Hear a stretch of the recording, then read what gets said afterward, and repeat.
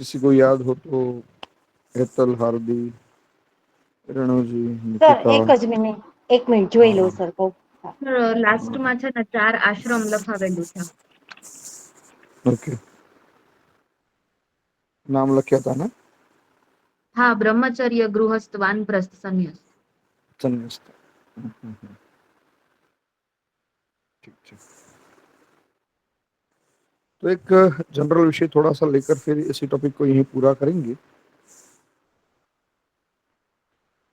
अ, ये जो बातें बताई थी हमने, मैंने पहले भी कहा था कि आयुर्वेद की जो सिद्धांत हैं, आयुर्वेद के जो भी सिद्धांत हैं वो सांख्य दर्शन और वैशेषिक दर्शन के आधार पर लिखे गए हैं।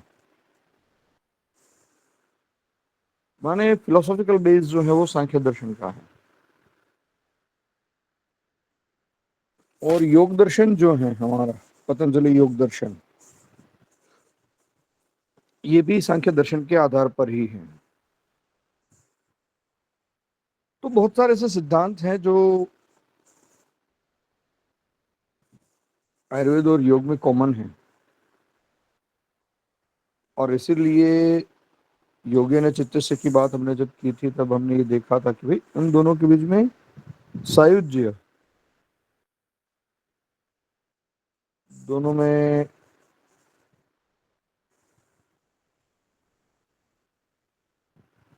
बहुत अच्छा रिलेशनशिप आप देख सकते हैं। आयुर्वेद के दो भाग हैं जो उसके ऑब्जेक्टिव्स में हमें पता चलता है। एक है स्वस्थ से स्वास्थ्य रक्षणम, तो स्वस्थ शरीर को स्वस्थ बनाए रखना, ये पहला विषय है। और जिसके लिए पंचमहाभूत, ये वो, आश्रम, क्रिएशणा, सारी बातें बताई हैं। इवन दो डिटेल में छोटे छोटे विषयों को अभी डिटेल उन्होंने किया है, जैसे कि दुग्ध। तो मनुष्य को पीने के लिए कितने प्रकार के दुग्ध हो सकते हैं,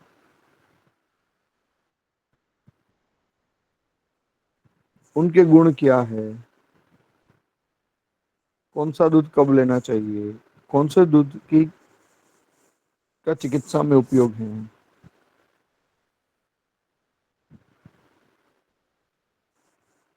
वैसे ही पानी है,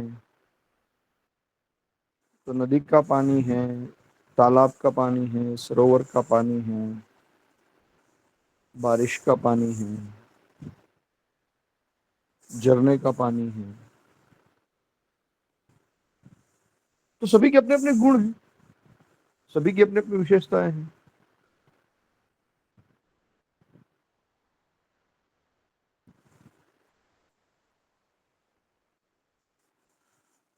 उसी तरह से नमक है,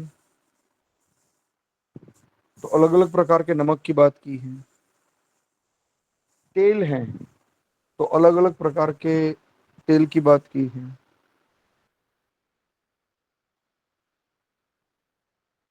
शायद सोशल मीडिया में भी एक वीडियो आ रहा है, कोई एक बहन बोल रहे हैं, हालांकि ये इंफॉर्मेशन उन्होंने किसी से चुराई हुई है, जामनगर के ही किसी आचार्यों ने ये सारी बातें बताई थी, और वो अब उसकी रील बना के सोशल मीडिया पर छाए हुए हैं। एक छोटा सा सिद्धांत बताते हुए कहा गया है कि जिसके दाने खा सकते हैं उसका तेल खाने में यूज करना चाहिए।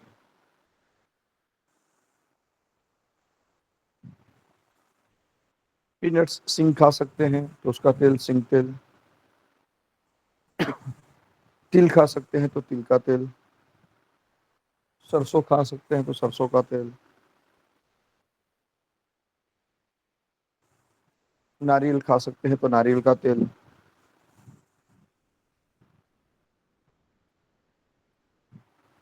मगर जो चीज खाई नहीं जाती उसका तेल भी नहीं खाया जा सकता, जैसे कपासिया है,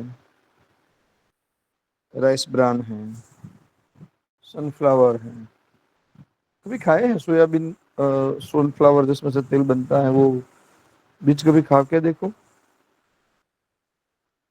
तो पता चलेगा कि कैसे होते हैं। तो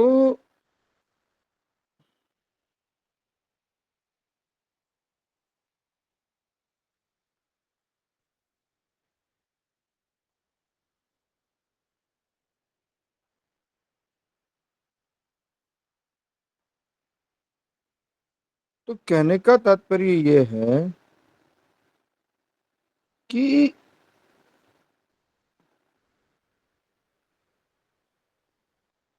हर एक विषय पर, हर एक विषय पर व्यक्ति के स्वास्थ्य का चिंतन आयुर्वेद में है। वैसे दूध की बात है तो दही की बात है, तक्रक की बात है, घी की बात है, साकर की बात है, फल की बात है, शाक की बात है, धान्यों की बात है, पल्सेस की बात है।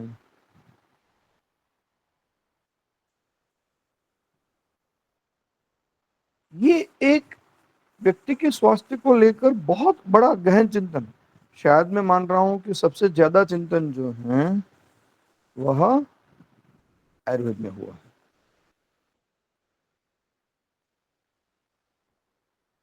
और आयुर्वेद में एक बात को विशेष रूप से ध्यान दिया गया है या उसको माना गया है कि कोई भी विषय, कोई भी वस्तु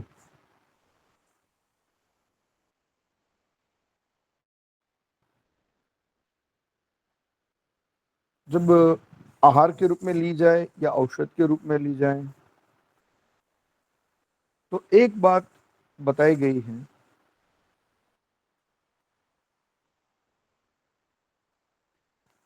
कि जिस प्रदेश में आप रह रहे हो, जिस प्रदेश में आपका जन्म हुआ है, जिस प्रदेश में आप रह रहे हो, उस प्रदेश में होने वाली वस्तुओं का ही सेवन करना चाहिए, ये आयुर्वेद मानता है।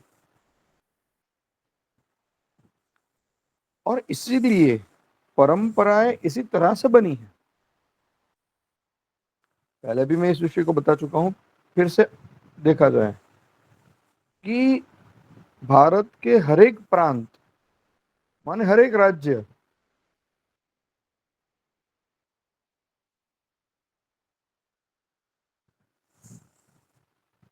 वहां पर अपनी खाने की पैटर्न अलग है, कपड़ों की पैटर्न अलग है,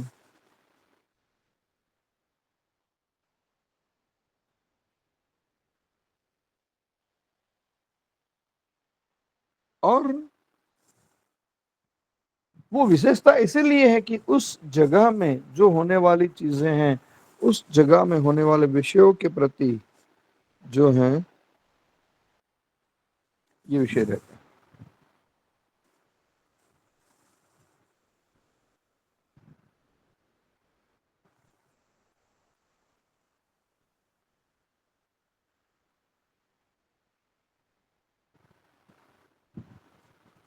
आज हम खाते हैं चाइनीज, जो चाइनीज हम खाते हैं ऐसा चाइना में खाया जाता है क्या?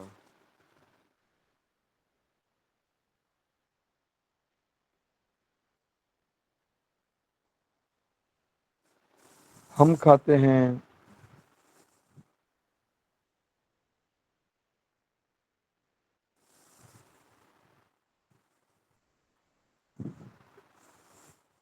साउथ इंडियन, तो साउथ इंडियन की तरह खाते हैं क्या?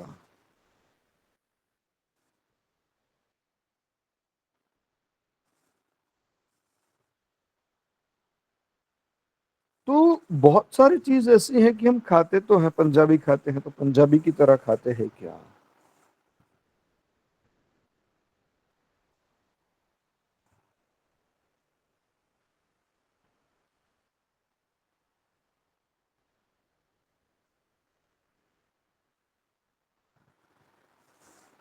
कहने का तात्पर्य यह है कि आयुर्वेद ने ऐसा कहा है कि जो चीजें जिस प्रदेश में, जिस प्रांत में बनती हैं, उसी प्रांत में उसका कंजप्शन होना चाहिए। अब ड्रैगन फ्रूट बनता है चाइना में, खा रहे हैं हम।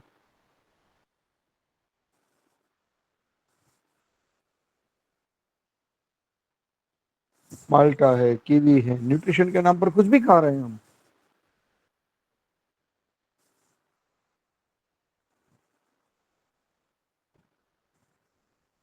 मगर आयुर्वेद इस संदर्भ में बहुत स्पष्ट था, और वो यह था कि जिस प्रांत में आप रह रहे हो, जिस प्रांत में आपका जन्म हुआ है, उस प्रांत में होने वाले जो विषय हैं उनका ही सेवन आहार के रूप में या औषधि रूप के रूप में होना चाहिए। और इसीलिए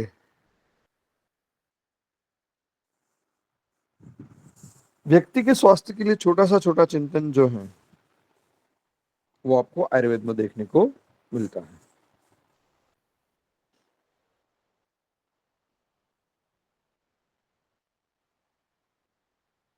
यहां से एक स्टेप और आगे चले जाएं,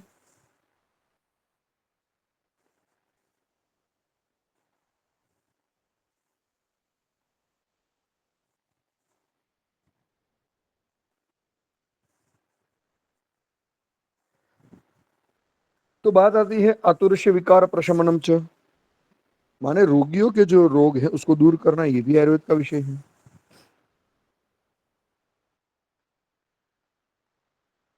जब रोगियों के रोग को दूर करने की बात आती है तो रोगी के रोग को दूर करने की भी अलग अलग पद्धतियां आयुर्वेद ने विकसित की। कुछ बीमारियां मन से होती हैं,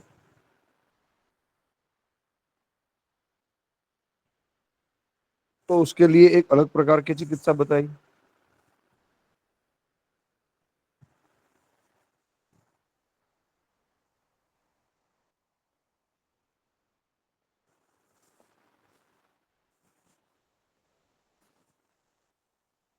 उसमें पंचकर्म का भी समावेश किया, उसमें और भी बहुत सारी औषधियों के साथ साथ, औषधियों के साथ चिकित्सा, औषधियों के बिना चिकित्सा, औषधियों को अलग अलग स्वरूप में उपयोग करने की चिकित्साएं, बहुत सारी चिकित्साओं की वैरायटीज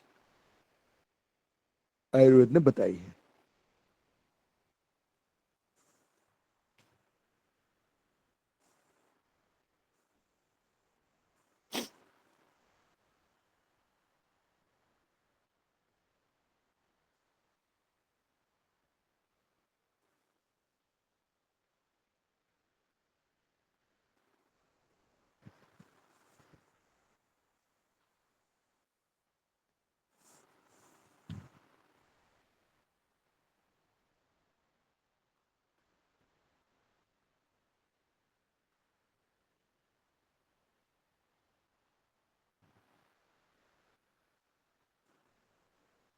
और इसके साथ साथ एक विषय और भी है कि दवाई को शरीर में लेने के जो तरीके हैं, माने दवा को ग्रहण करना, शरीर के अंदर ले जाना, उसके तरीके भी सबसे ज्यादा तरीके जो है वो आयुर्वेद में बताए गए हैं।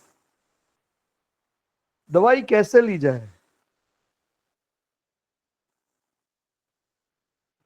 इसके सबसे ज्यादा तरीके जो है वो आयुर्वेद ने बताए हैं।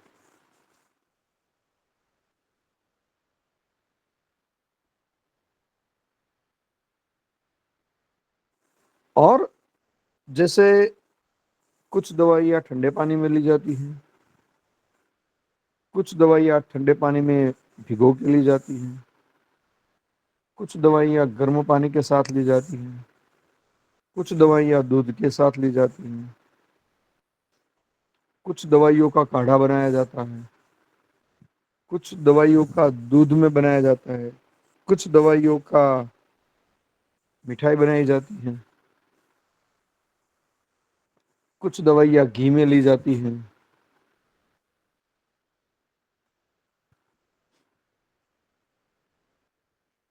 कुछ दवाइयाँ नाक में डाली जाती हैं, कुछ दवाइयाँ एनिमा के स्वरूप में ली जाती हैं।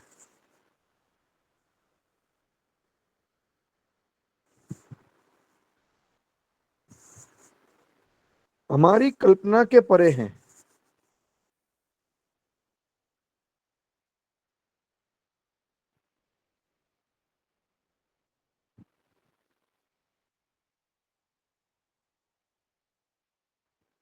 ऐसे ऐसे विषय जो हैं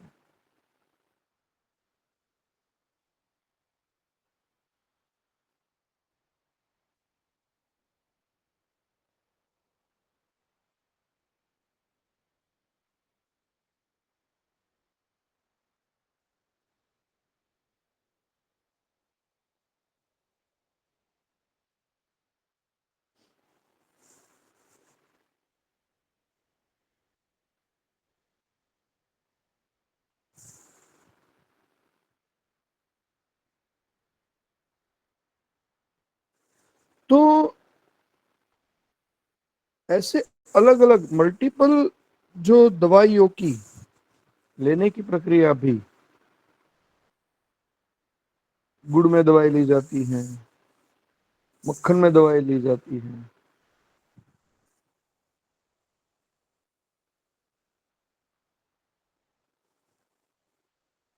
माने हमारी कल्पना से परे। ड्रग एडमिनिस्ट्रेशन जिसको कहा जाता है, वो ड्रग एडमिनिस्ट्रेशन भी आयुर्वेद में देखा जाता है।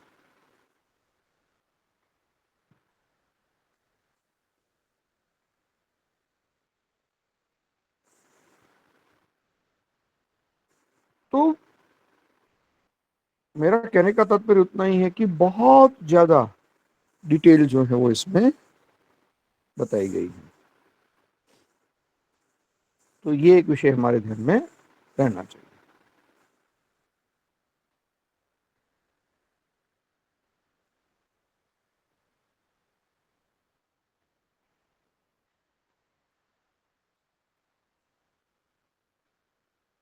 इसके बाद व्यक्ति के व्यक्तित्व की बात आती है।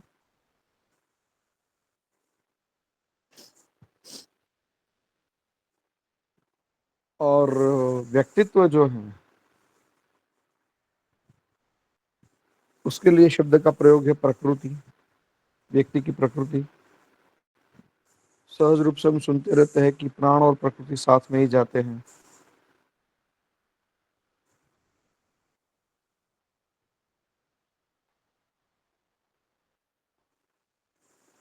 तो हमारे जो तीन दोष हैं, वात पित्त और कफ, उसमें से हमारी शारीरिक प्रकृति बनती है।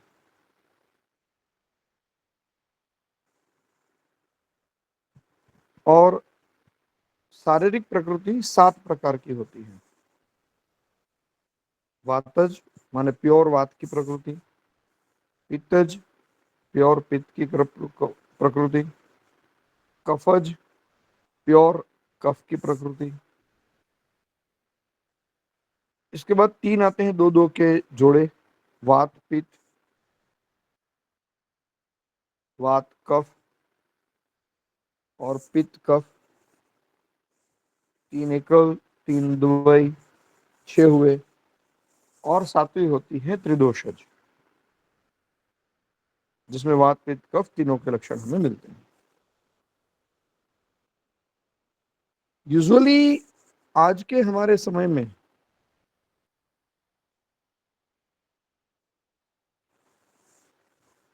क्लियर वात, क्लियर पित्त और क्लियर कफ वाले व्यक्तियों को ढूंढना मुश्किल है या मिलने मुश्किल है।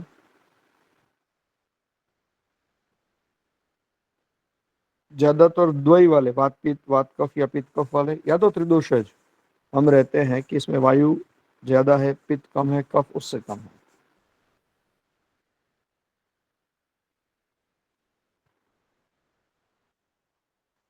शास्त्रों ने वात पित्त कफ जो प्रकृति है उसका लक्षण भी बताए हैं। मैडम ने वो लिखवा दिए हैं या बाकी है? बाकी છે સર। बाकी, ठीक है। तो मैडम वो लिखवाएंगे कि वायु वाले हैं, चंचल रहते हैं, बहुत जल्दी से काम करने वाले होते हैं, हाइपर एक्टिव होते हैं, बहुत ज्यादा दिमाग चलता है उनका, गुस्सा भी जल्दी आता है और गुस्सा शांत भी जल्दी हो जाता है। कोई भी कार्य में इनिशिएटिव लेने में सबसे पहले रहते हैं, फिर वो कार्य पूरा हो या ना हो मगर इनिशिएटिव लेते हैं। दुबले पतले रहते हैं।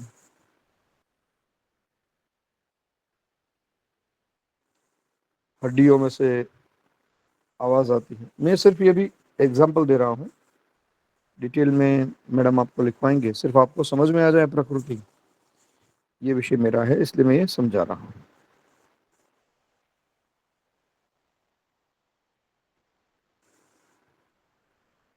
उसी तरह से पीत वाले हैं तो जिसको गुस्सा आता भी है, थोड़े समय तक टिकता है, बुद्धिशाली होते हैं, जिनकी स्किन में ग्लो रहता है, ताम्रवर्ण ऐसी स्किन रहती है उसकी।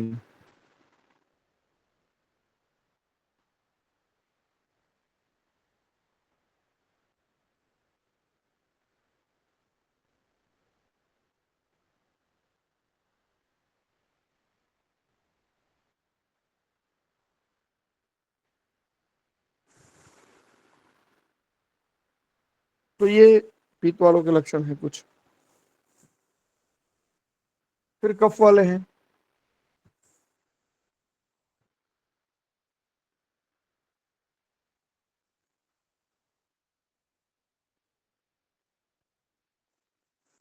तो कफ वाले धीरे धीरे काम करने वाले होते हैं, उसको गुस्सा कम आता है मगर लंबे समय तक रहता है।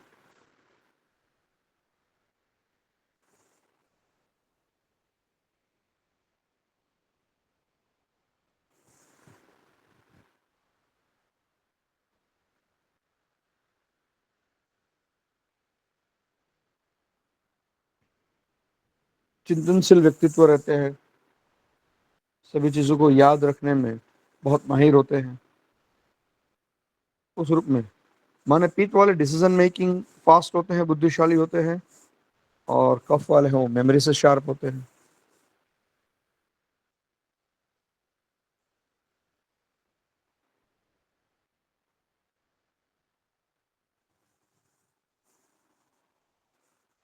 तो इस तरह से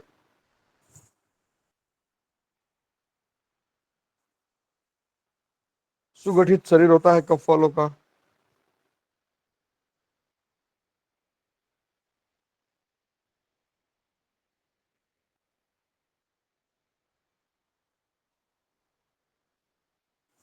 तो ये सारे विषय जो हैं, ये कफ वालों के लक्षण हैं। जिसमें वायु और पित्त के दोनों के लक्षण मिलते हैं तो वो वात पित्त वाले कहे जाते हैं। वायु और कफ के लक्षण मिलते हैं वो वात कफ वाले कहे जाते हैं। पित्त और कफ के लक्षण जिसमें देखे जाए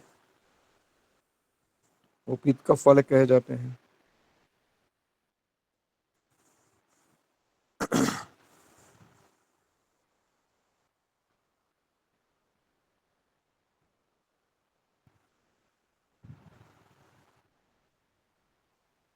और इसी तरह से मैंने कहा वैसे तीनों के लक्षण जिसमें देखे जाते हैं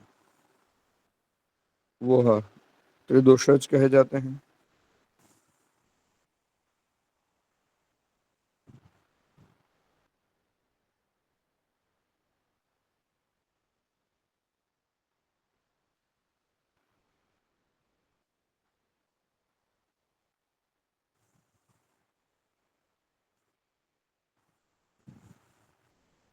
उसी तरह से ये शारीरिक श्वास, शारीरिक स्वभाव प्रकृति की बात आई, उसी तरह से मानसिक प्रकृति भी होती है।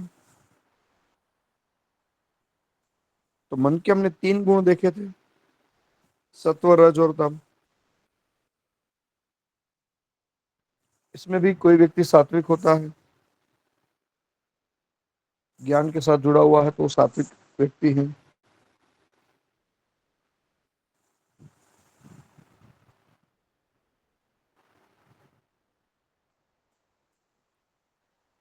दूसरे राजसिक व्यक्ति होते हैं,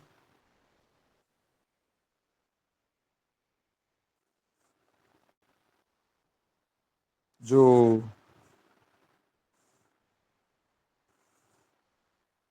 बहुत ही सोचने वाले चंचल व्यक्ति होते हैं, वो राजसिक हैं।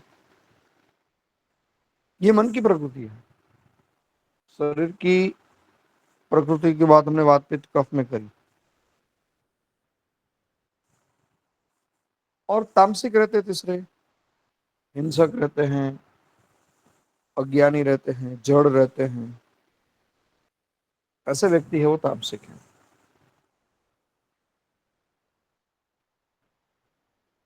और सात्विक में भी कौन सी कैटेगरी का सात्विक, तो उसके भी प्रकार बताए गए हैं। राजसिक के भी प्रकार बताए गए हैं कुछ, और तामसिक के भी कुछ प्रकार बताए गए हैं। सात्विक में कैसा सात्विक, राजसिक तो कैसा राजसिक, तामसिक तो कैसा तामसिक, ये बात भी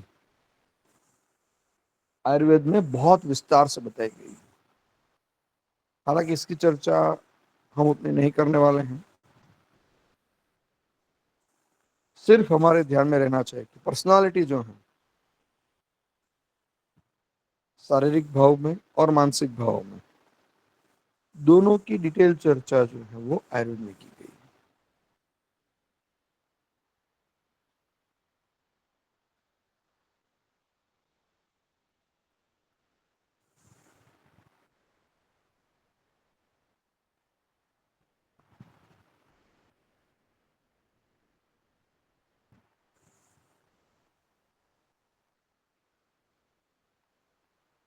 तो ये डिटेल के साथ साथ आयुर्वेद ने एक और बात भी बताई है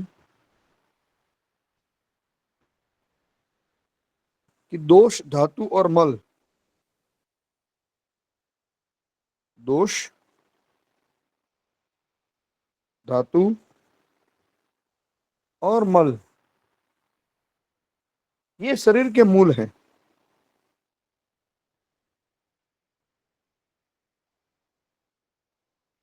दोष, धातु और मल, ये शरीर के मूल हैं। इसका मतलब ये कहा जाता है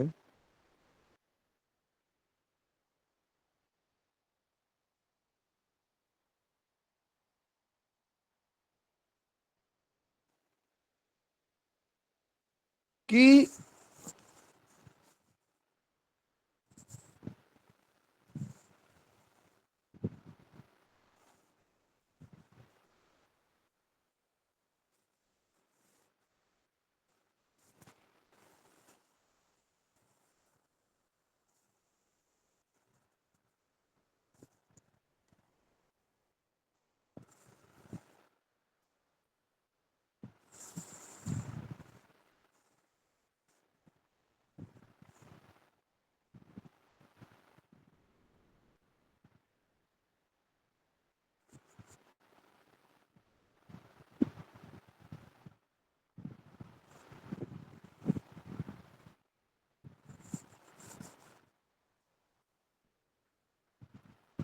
तो दोष हमने देखे थे, वात पित्त कफ, रजतम।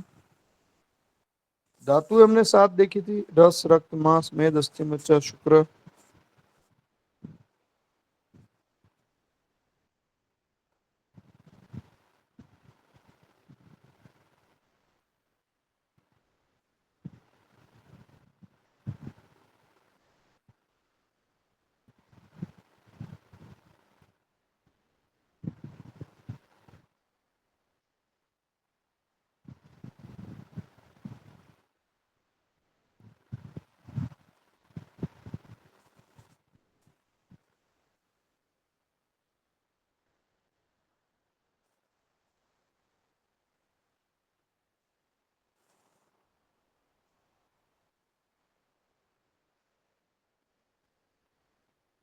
तो कहा यह जाता है कि दोष के बारे में ऐसा कहा जाता है कि जो दोष हैं वो अगर मात्रा में रहें तो हमारे शरीर का धारण करते हैं। दोष अगर मात्रा में रहें तो वो शरीर को धारण करते हैं, और वही दोष अगर मात्रा से बाहर रहे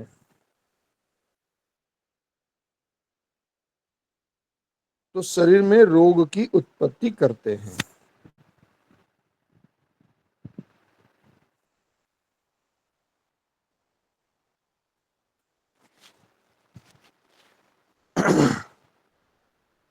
दोष मात्रा में रहे तो शरीर को धारण करते हैं, शरीर के सारे काम उसके द्वारा होते हैं, अच्छे से होते हैं। और वही दोष अगर मात्रा से बाहर चले जाए,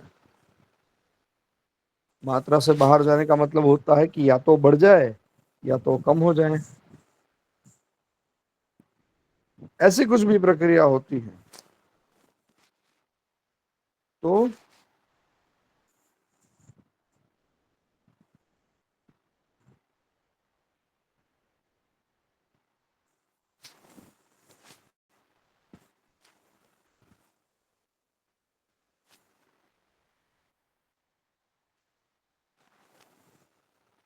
वो रोग का कारण बनते हैं।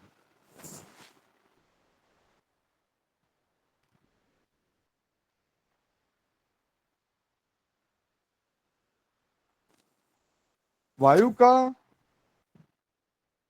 मुख्य गुण है चल, गति। वायु का मुख्य गुण है चल, गति। पित्त का मुख्य गुण है उष्मा, गर्मी।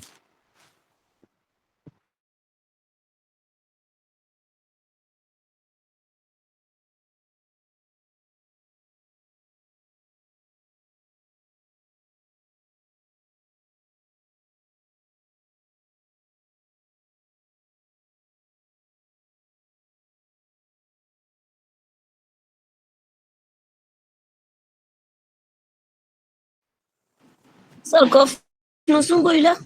बोलो।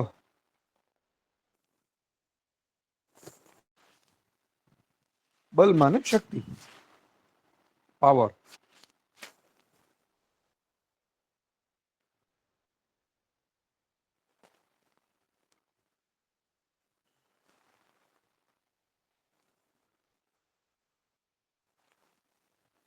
तो शरीर में होने वाली जितनी भी गतियां हैं, सूक्ष्म या स्थूल, शरीर के अंदर होने वाली सूक्ष्म या स्थूल जो भी गति है, वो वायु के द्वारा ही होती है।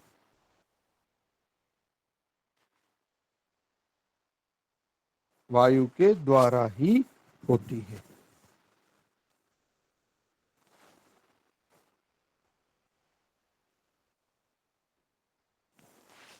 शरीर के अंदर पाचन या परिवर्तन जो भी होता है, वो पित्त के द्वारा ही होता है।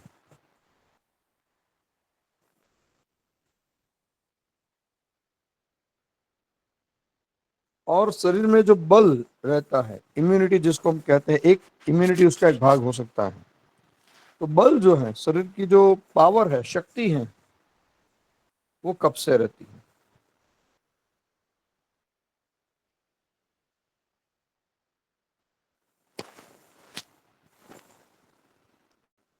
एक सिद्धांत बताया गया है, यथा पिंडे तथा ब्रह्मांडे। माने जो भी चीजें ब्रह्मांड में है, वो सारी चीजें सूक्ष्म रूप में हमारे शरीर में है।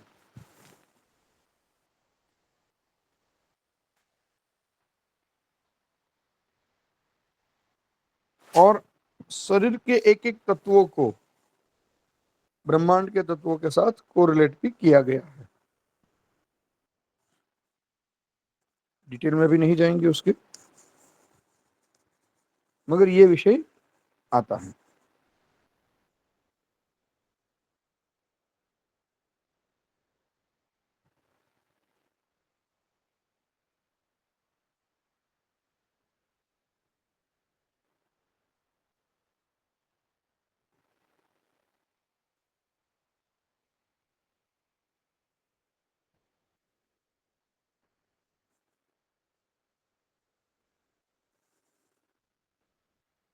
वायु की जो उत्पत्ति है,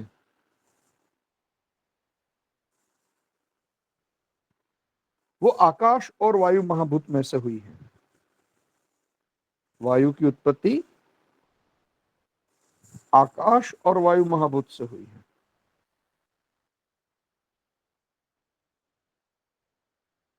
पित्त की उत्पत्ति है वो अग्नि महाभूत से हुई है। और कफ की उत्पत्ति जो है वो जल और पृथ्वी महाभूत में से हुई है। ये सारी बातें हुई है या बाकी है? बाकी है सर।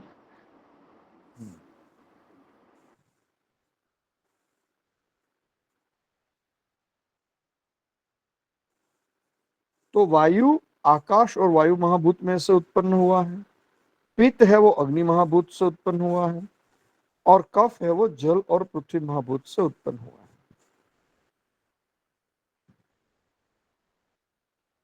अगर हम बात करें हमारे शरीर में, तो वायु का स्थान हमारे नाभि के नीचे है, पैरों में। नाभि से नीचे का जो भाग है वहां वायु माना जाता है, वायु का स्थान माना जाता है वो।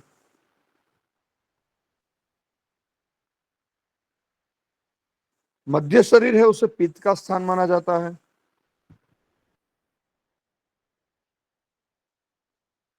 और सिर को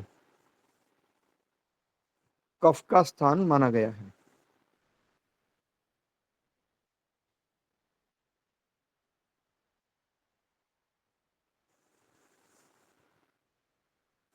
नाभि से नीचे दोनों पैरों में वायु का स्थान है, मध्य शरीर में पित्त का स्थान है, और सिर में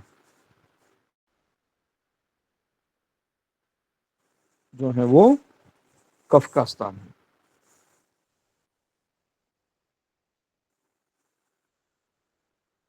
उम्र के हिसाब से देखा जाए तो बाल्यावस्था में जब बच्चा छोटा होता है तो उसमें कफ रहता है। युवावस्था में पित्त रहता है,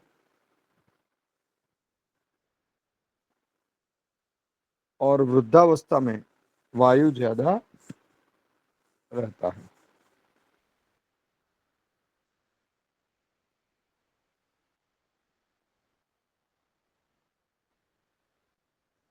और इसीलिए छोटे मोटे जो छोटे छोटे बच्चे होते हैं वो एकदम सभी को प्यारे लगते हैं, क्योंकि उसमें कफ ज्यादा रहता है। युवावस्था में एक्टिवनेस होती है, कर डालेंगे, हो जाएगा, क्यों नहीं होगा, ऐसे विषय रहते हैं। और वही वृद्धावस्था में स्थिरता आती है, स्किन में झुर्रियां पड़ने लगती हैं, और बहुत सारे और विषय बनते हैं।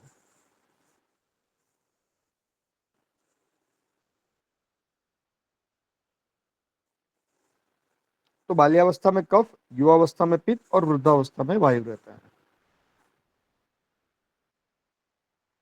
दिन का जो समय है, समय का जो दिवस और रात्रि, ये एक अहोरात्र जिसको हम कहते हैं, 24 घंटे का जो एक दिवस रहता है उसको अहोरात्र कहा जाता है। और एक अहोरात्र है उसमें दिन भी होता है और रात्रि भी होती है। माने सूर्योदय से लेकर सूर्यास्त तक का जो समय है उसे दिन कहा जाता है, और सूर्यास्त से लेकर सूर्योदय तक का जो समय है उसे रात्रि कहा जाता है।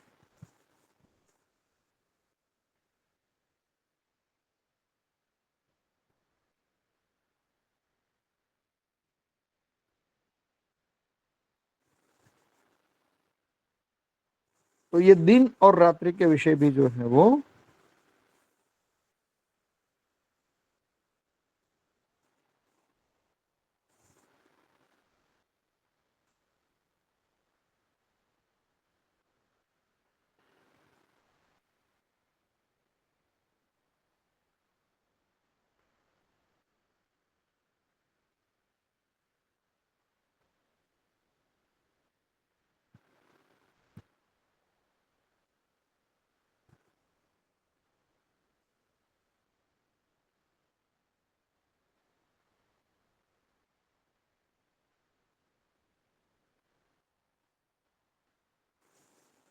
तो उस दिन और रात्रि की बात करें तो दिन का जो शुरुआती समय है, सुबह का समय जो है, उसमें कफ कफ रहता है। मध्याह्न दोपहर के समय में पीत रहता है। और जो सायं काल है उसमें वायु ज्यादा रहता है।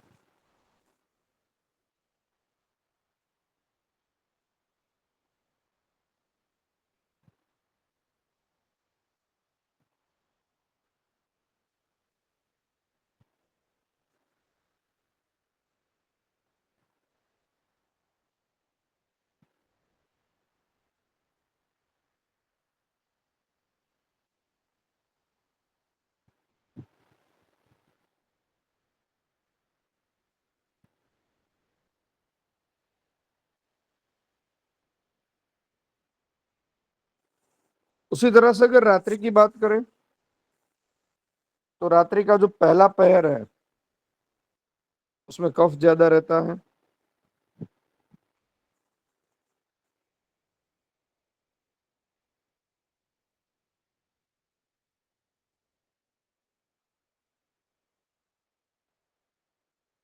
दूसरा पहर है जो मध्य रात्रि है,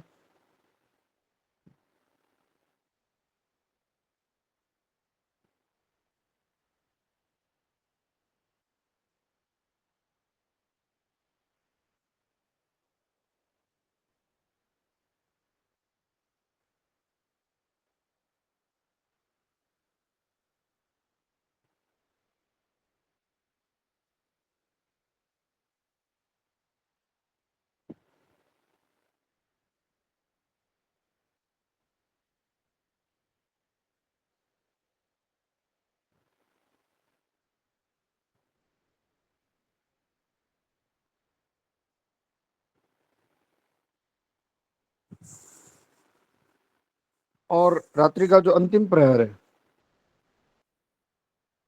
उसमें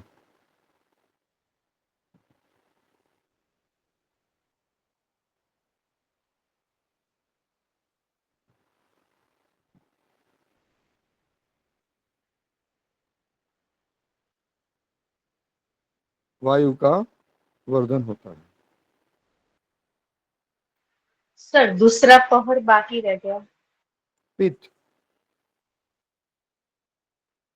दूसरे पहर में पित्त होता है और तीसरे पहर में वायु रहता है।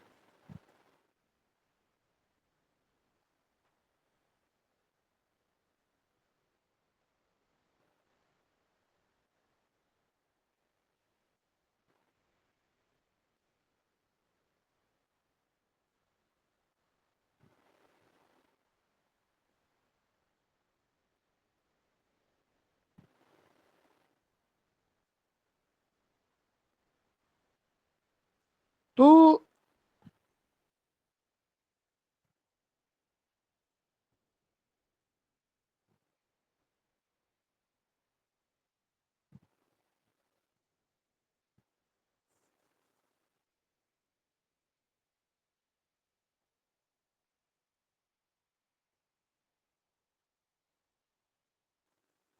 ये विषय भी हम ध्यान में रखें। इसी तरह से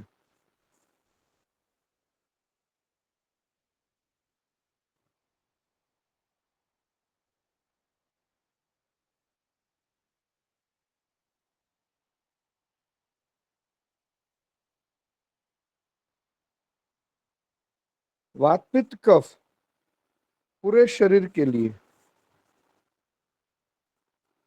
जो है वो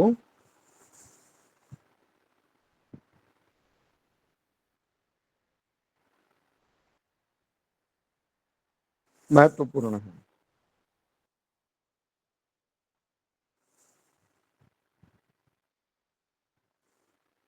हमारी जो 6 ऋतुएं हैं उसकी अगर बात की जाए तो वसंत ऋतु में कफ बढ़ता है, शरद ऋतु में पित्त बढ़ता है और वर्षा ऋतु में वायु बढ़ता है।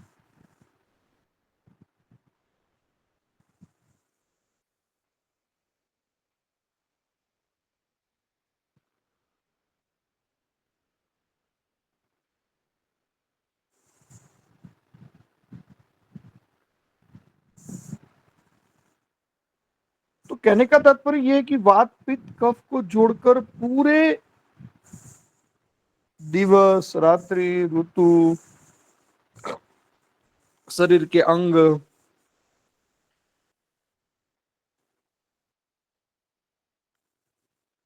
सभी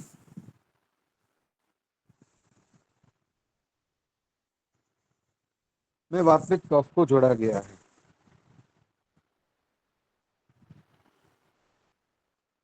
आयुर्वेद शास्त्र में वायु के भी 5 प्रकार बताए गए हैं, पित्त के भी 5 प्रकार बताए गए हैं और कफ के भी 5 प्रकार बताए गए हैं।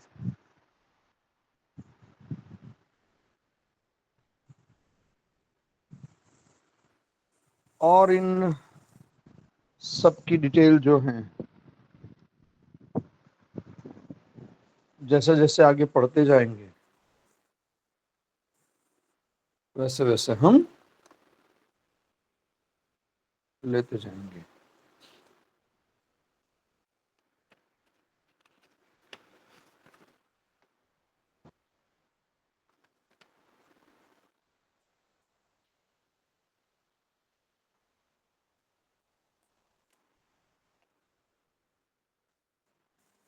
तो जो 5 प्रकार बताए हैं वात पित्त कफ के,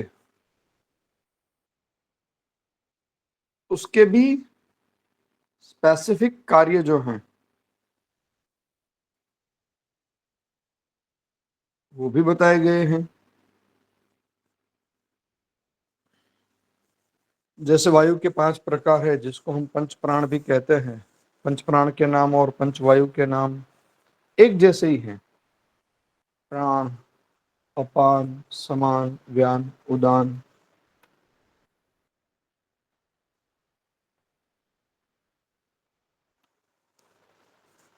तो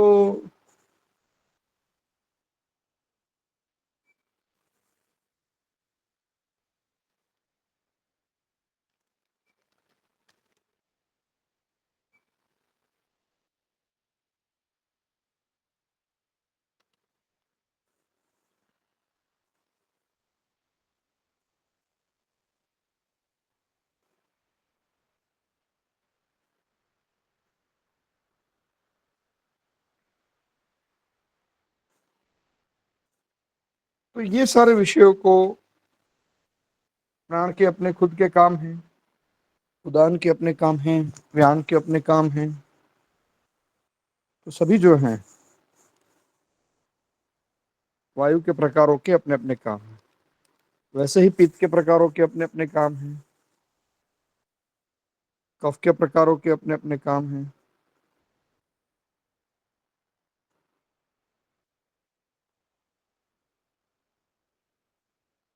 तो ये डिटेल हम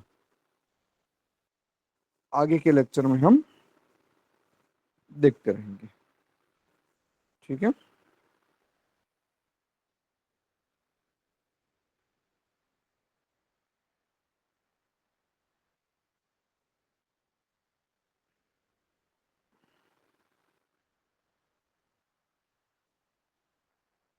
तो